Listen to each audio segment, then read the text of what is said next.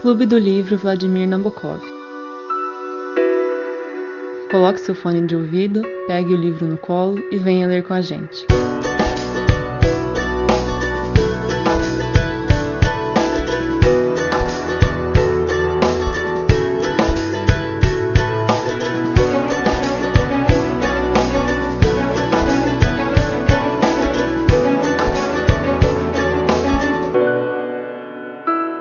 Oi, gente, boa noite. Estamos aqui para fazer a última discussão sobre o nome da Rosa.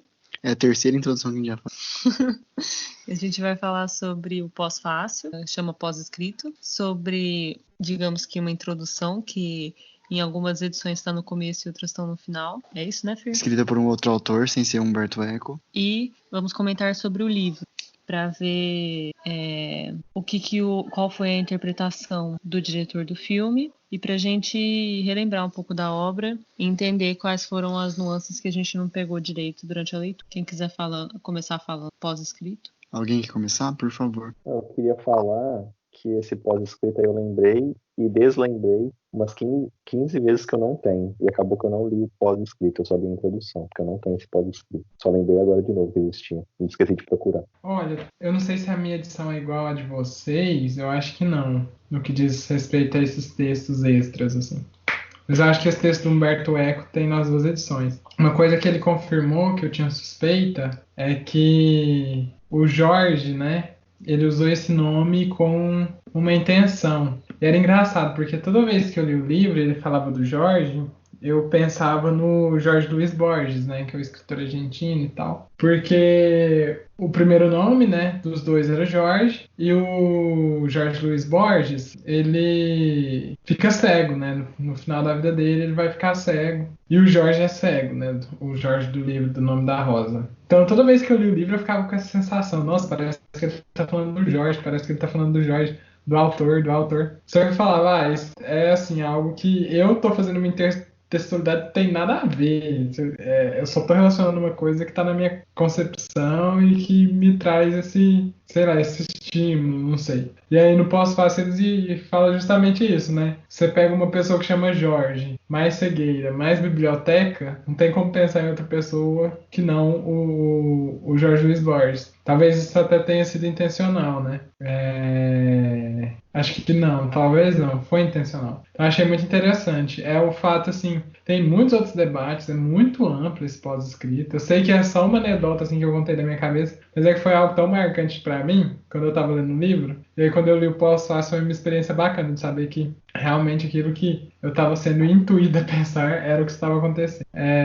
Isso, e outra coisa que eu queria comentar é que eu até tinha procurado, eu falei assim, será? Mas ele usa uma citação do Wittgenstein, né? Apesar de ele ambientar o romance no século XIV, ele usa uma citação de um filósofo que é bem posterior a esse tempo. Então, ele usa essa técnica de citar algo anacrônico, né? De forma anacrônica, mas que em nenhum momento você percebe assim que ele está falando de um assunto que é próprio ao século XX, ou ao XIX, ou ao XXI, não sei. Ele estava, mesmo colocando referências mais novas, o texto não perdia o teor daquele ambiente medieval. Então é só um recurso que ele lança a mão para poder incrementar o texto, para trazer alguns debates, algumas curiosidades. Achei isso fantástico também. E é isso. Mas é o fato de a citação não tirar o caráter medieval e ao mesmo tempo trazer algo interessante para discussão.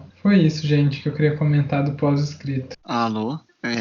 Eu queria comentar, só que assim, uma coisa que me chamou bastante atenção. Eu não sei acho que não compensa em separar introdução e pós-escrito, porque eles têm basicamente o mesmo conteúdo, né, eu acho. Um é o próprio autor olhando pro romance alguns anos depois, e outro é uma outra visão olhando pro que o autor escreveu e pro pós-escrito do autor, e ressaltando alguns pontos. Eu acho que eles são bem parecidos, mas o que me chamou bastante atenção, o negócio tá no finalzinho do pós-escrito. Tem outras coisas também, mas só para conectar com o que o palestra falou, que da citação do Wittgenstein, que tá fora de época, tá de certa forma anacrônica, que ele faz um comentário que assim, de todos os comentários que ele recebeu, falando que a citação estava anacrônica, estava atual demais, que um medievalista nunca falaria aquilo, ele diz que aquela citação realmente era de um medievalista, sabe? Então, os próprios críticos, os próprios leitores não conseguiram perceber o que é atual e o que é antigo, tirando pelas, talvez, as mais famosas, mais na cara. Mas eu achei isso muito interessante, que ele conseguiu esconder muito bem.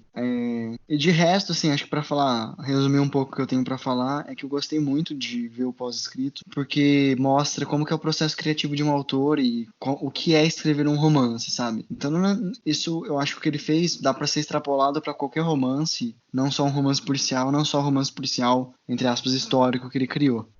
Acho que só depois, no final, a gente poderia discutir a questão do nome, né? Por que chama o nome da Rosa, que a gente chegou a comentar no último episódio, na última reunião, mas agora talvez a gente tenha um pouco mais de bagagem para comentar. Lucas, por favor. Então, eu só tinha a introdução no meu livro. Não tinha esse pós-escrito, mas pelo que você falou parece ser semelhante, né? A gente brincou bastante lá no grupo, né? Que você pegou o spoiler nessa introdução, mas eles avisam lá. Mas, assim, eu não tenho nada de em especial para destacar, não. Eu acho que ele faz muito mais uma análise da obra em si, né? Tem bastante spoiler. Deixa eu ver se eu marquei alguma coisa, mas eu acho que eu não marquei nada, não. E analisa, assim, o que aconteceu com os personagens, mas não tenho nada a destacar. Só um minuto. Sobre isso, peraí. Eu marquei uma frase aqui, só pra... Depois você corta esse tempo que eu fiquei sem falar, tá? Vai cortado automaticamente.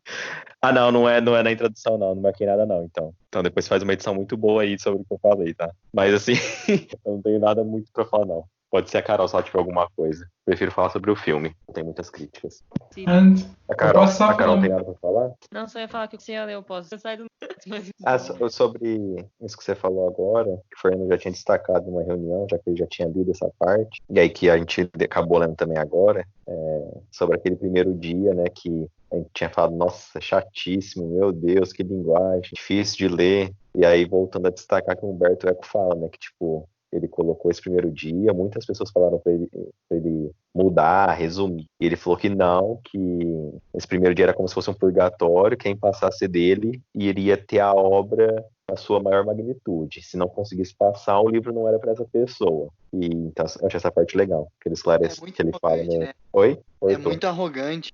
Mas eu achei legal. Porque realmente, tipo assim, depois desse primeiro dia o trem engrena, mas nossa, esse primeiro dia aí foi um porre. Eu só queria falar uma coisinha, eu concordo com os meninos, eu acho que a leitura do primeiro dia é bem mais lenta, assim, é muito descritivo algumas coisas, né, quando ele tá descrevendo a abadia, enfim, apesar de ter um pouquinho de ação, quando tem aquele grito, né, e aí eles acham que é um porco, até eu acho que uma cena parecida no filme, mas uma coisa que eu achei muito interessante, mas eu não vou comentar nada a fundo, é só para falar. A discussão que ele faz sobre arte de vanguarda e como isso se contrapõe àquela arte comercial, a arte best-seller, né? Eu achei que o ponto de vista dele é muito bem trabalhado, muito bem lapidado, apesar de poder haver ali uma crítica ou outra de alguma pessoa, eu gostei bastante.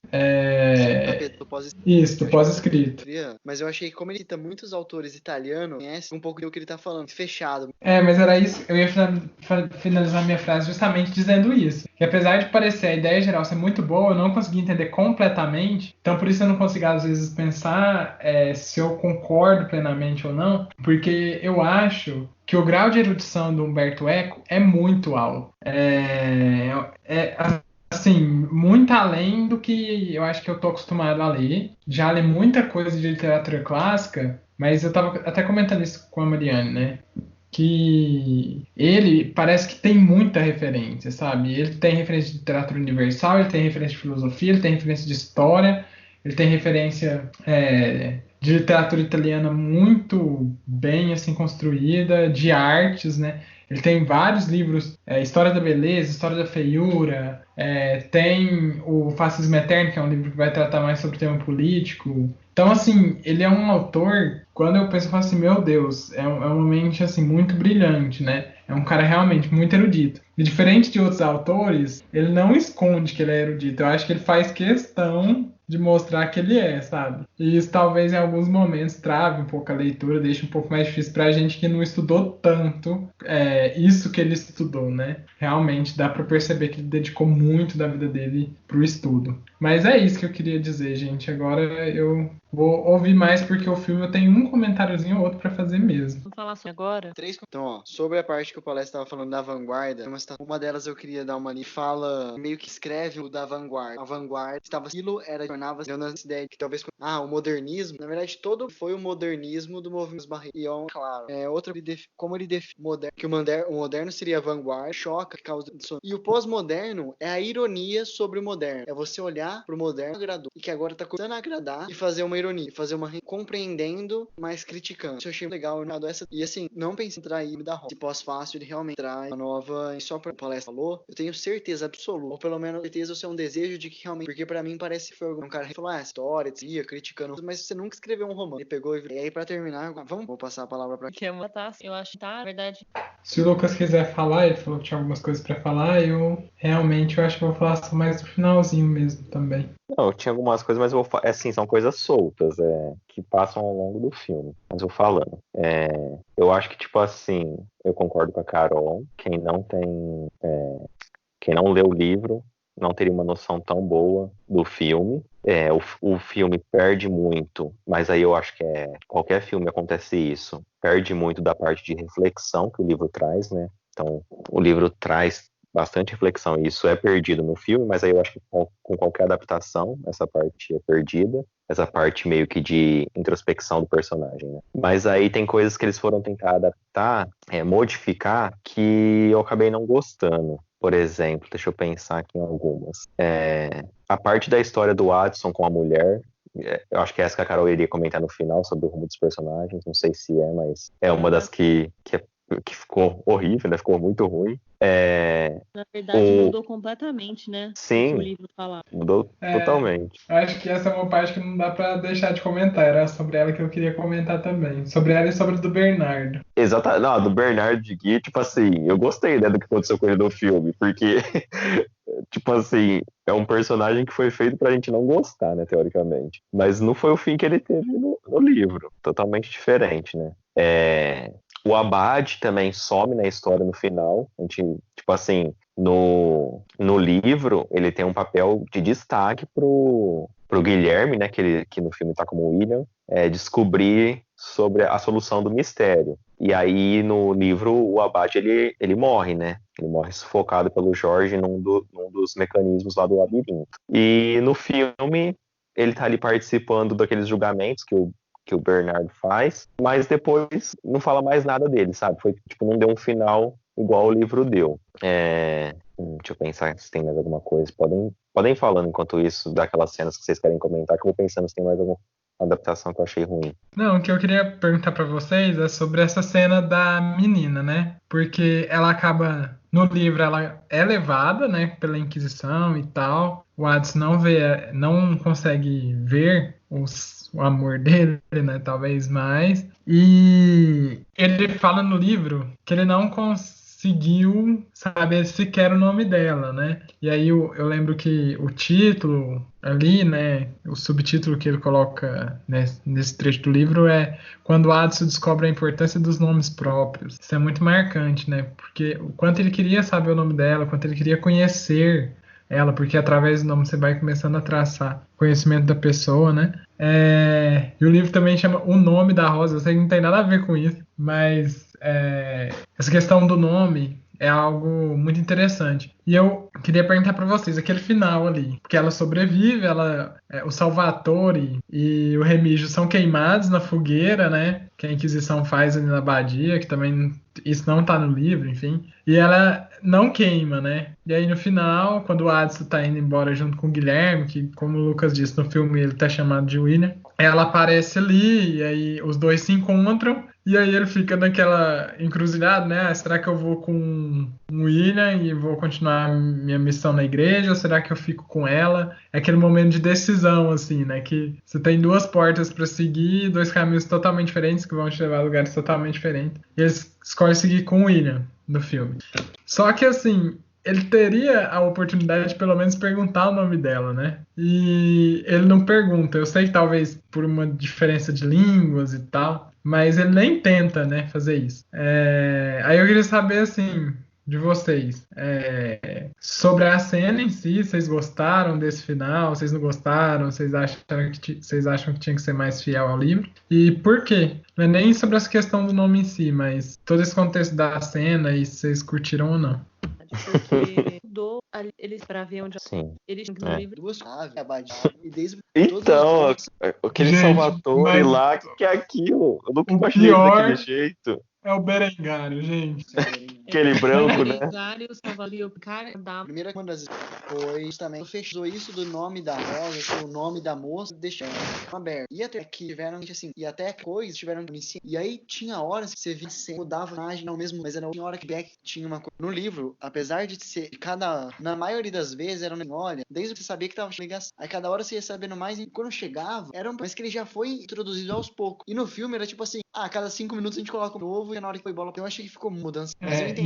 Pode terminar que eu falo depois, Fernando. Não, eu entendo que é uma escolha, te deixar mais palavras. E segundo, não perder. É que essa rapidez eu acho que atrapalha nos dois sentidos, tanto no sentido introspectivo, né, que o Lucas tinha falado, porque como tá muito rápido, não dá tempo de dar essas pausas para reflexão, para pensamentos mais profundos e criar essas cenas um pouco mais introspectivas mesmo. E outra coisa é que com essa rapidez você perde um pouco do suspense, né? Não sei se vocês sentiram isso, mas eu lembro que no livro eu ficava assim, nossa, quem é o assassino, quem é o assassino, quem é o assassino?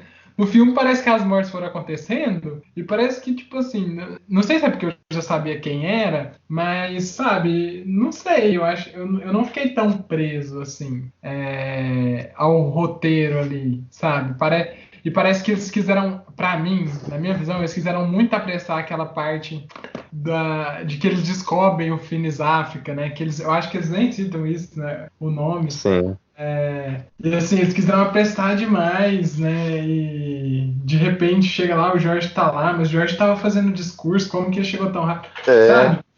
Eu achei essa parte muito contraditória, e não deu aquele suspense de descobrir realmente o que é o Finis África, qual que é o livro. Tipo, eles colocaram o livro como elemento acessório, sendo que o livro era um dos mais importantes. E aquele diálogo do Jorge com o Guilherme, no final, sobre por que a poética é importante.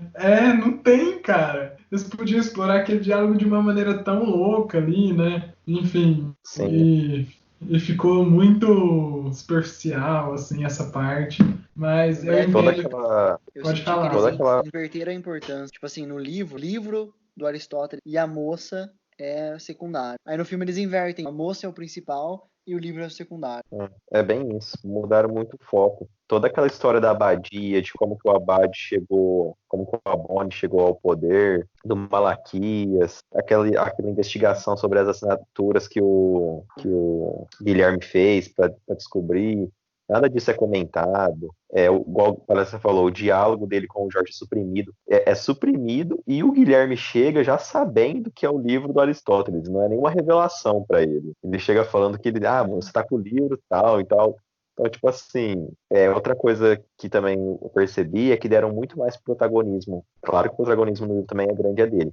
Mas pro Guilherme e pouco pro Watson, sabe? Tipo, no livro, apesar de ser sem intenção, o autor dá alguns papéis pro Watson que faz com que a solução do enigma fica mais fácil pro Guilherme. E no filme isso acontece. Basicamente, tudo que é descoberto é pela mente brilhante do William, né? Que eles colocam lá.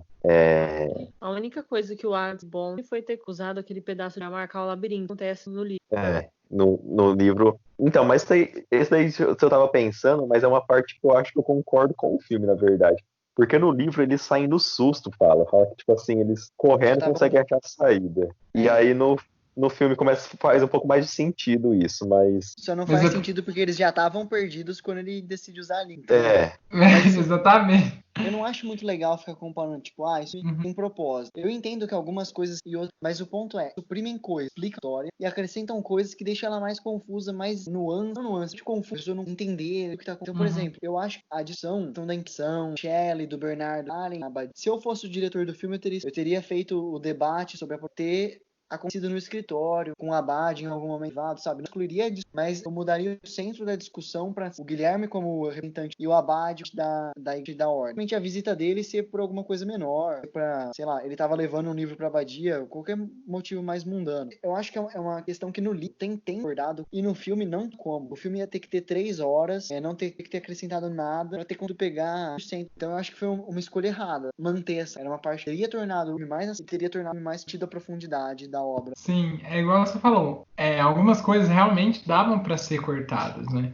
Tem que ser cortadas. Não dá para fazer tudo ao pé da letra, assim, né? É igual o Lucas estava questionando, não tem o negócio das assinaturas, não tem mais não sei o quê. Tipo, algumas coisas eu até entendo. Mas, por exemplo, o diálogo que ele tem com o Jorge, cara, isso pra mim é um ápice do livro, é o clímax do livro, né? O cara não pode.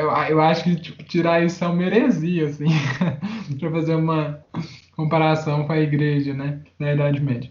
E eu fiquei muito incomodado com eles, pelo menos eu não lembro, mas eu não lembro de ter visto o Bêncio lá, cara. Como que eles não colocam o Bêncio, sabe? Que é um personagem que é bem marcante na obra e a relação do Remígio com os monges dulcinistas é apresentado muito rápido, assim, a pessoa que, é igual a Carol falou, não lê o livro, não consegue entender direito quem que é esse Dulcino, sabe? E, nossa, muito complicado. A morte do Severino, cara, o Malaquias vai lá, mata e sai do negócio, sabe? Eu achei muito estranho, gente. Mas eu achei, por incrível que pareça, eu achei interessante algumas adaptações que foram feitas. Esse negócio do Adson reencontrar com a menina, talvez, eu sei que vocês não gostaram, mas eu não olhei com tão maus olhos assim. Sei que talvez não faça tanto sentido, mas no primeiro momento eu até achei interessante.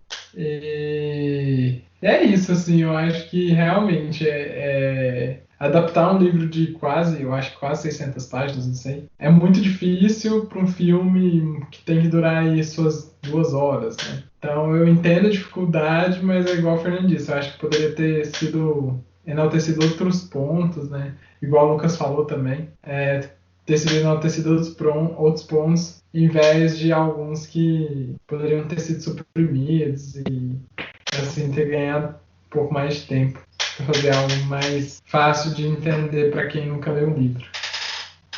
Em resumo, eu acho que as escolhas que eles fizeram para tornar mais palatável não ajudaram.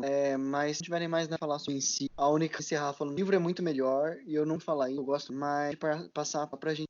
Fala aí sua interpretação, Fernando. Eu já tinha Ronaldo, fala que ele vai usar aquela abadia. E pra mim era um pouco do que ele contou, agora é história, só o nome, os nomes perduram no tempo. E aí o Lucas no Carol deve ter parte, que ele traz um pouco daquela citação, que é uma citação que ninguém sabe, e realmente o autor porque assim, posso até pegar, ele tá falando de Rômulo e Remo, tá falando de coisas relacionadas à história romana. Só que aí ele termina falando de Rosa. E Rosa encaixa perfeitamente na rima, o ritmo, porque assim, primeiro O, primeira Rosa, o O é pra encaixar na estrofe, no verso, tinha que ser breve. Se você colocasse Roma, o O é longo. Então assim, o Roma faz mais sentido, conceito, e o outro a Rosa faz mais sintaticamente. Então não se sabe se foi um erro, alguma tradução, algum erro de alguém que escreveu à mão e errou. E justamente por isso que ele colocou essa citação, para deixar em aberto. Então o nome da Rosa é justamente por ser título que traz cados. Pra mim é aquilo que eu falei. Eu acho que cada um pode ter o seu. E eu acho legal. E é por ser Roma faz mais Rosa. Eu também tinha pensado por esse sentido. Quando eu li, eu acho que essa última frase não está traduzida, se eu não me engano, né? Naquele bônus que tem do meu livro das traduções em latim, não sei. Mas eu lembro que eu procurei, porque eu vi que tinha ali alguma relação com o título, né, nessa última frase. E na hora eu também pensei isso, que os conceitos eles são universais, né? Eles, vamos colocar assim, não é que eles existem independentemente de nós, porque nós precisamos pensá-los, mas eles existem independentemente do mundo material. E no final a biblioteca se queima toda, né? Então é uma destruição material muito grande. Muita gente sai ali carregando alguns cofres, né, algumas riquezas. Eu acho que no filme isso é até representado. Mas as pessoas sabem que isso é algo material e que isso perecerá. Agora, aquilo que é o nome nome, aquilo que é universal, aquilo que está na mente, né? Talvez aí perdure. E aí, contrapondo essa fragilidade material que foi representada por um incêndio de algo precioso, com o nome que às vezes muitas vezes as pessoas não dão crédito, não dão valor, porque acham que é muito abstrato, mas que sem ele a gente não pode exercer a nossa existência da mesma forma como se nós não o tivéssemos. E talvez isso seja um diferencial para o Adson, né? Talvez a existência dele tivesse mudado se ele soubesse o nome da menina, que não é nada material. A primeira relação que ele teve com ela foi muito material, né? Foi muito corpo com corpo. Mas ele queria também saber o nome, para guardar, para levar com ele.